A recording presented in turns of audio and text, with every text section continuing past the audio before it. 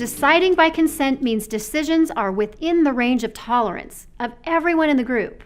A range of tolerance includes your preference at the top of the range. Then on either side of your preference are the boundaries of what you can tolerate.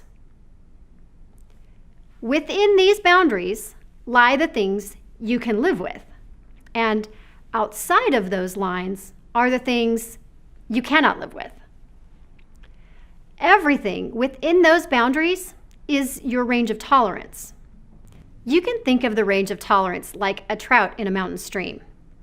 A trout can live and thrive with some variation in conditions, but if the water gets too warm or too cold, for example, the trout will not survive or reproduce. We say the trout cannot tolerate the conditions in the stream. At the same time, the trees that shade the stream and keep the temperature acceptable for the trout also have a range of tolerance in which they thrive and reproduce, as do the hosts of insects, other fish, crustaceans, leeches, and worms that the trout feed on, as well as the water plants that give it shelter. To have something as glorious as a mountain stream full of trout requires that conditions meet the range of tolerance of all the interdependent parts of the system. Our organizations and networks are systems too.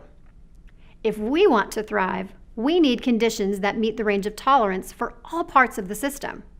We need governance and decision-making that is able to integrate that diversity.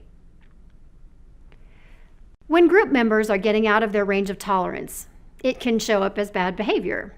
For example, when board members stop attending meetings, grumble in the parking lot, or break into factions, they are saying they cannot tolerate conditions in the group. When we listen with the intention to understand what is out of a member's range of tolerance and why, we invite a deeper dialogue. The complexity and nuances of issues emerge and spur us to find more creative and adaptive solutions. We don't even have to agree with a concern to find a solution to address it. When working with your circle, it is always a good idea to note that the range of tolerance for decision-making is in relation to your group's purpose.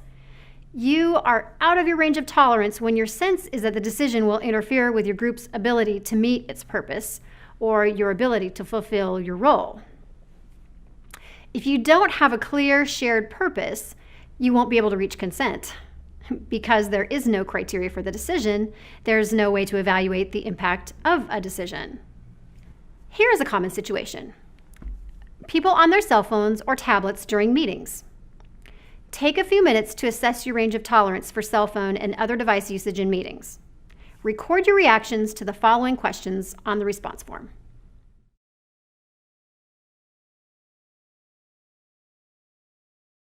When we teach live classes about range of tolerance, we ask groups to define a policy for device usage as a practice scenario. People have strong preferences. They usually want devices available or do not want them in the room at all. It's an issue that could get very prickly and personal quickly. However, every group has efficiently come up with a policy that gained everyone's consent. They did not debate preferences, look for general agreement, or compromise. They started with a proposal and refined it by respecting each other's tolerances. They sought the conditions that supported their common purpose and each member's role. Every proposed policy has been different, but there have been some common themes. First, everyone I've run across could tolerate devices being on silent or vibrate, as long as they were used for a good reason.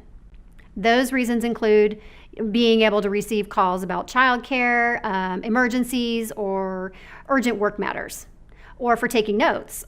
It turns out, actually, that people have a range of flexibility for each other's needs.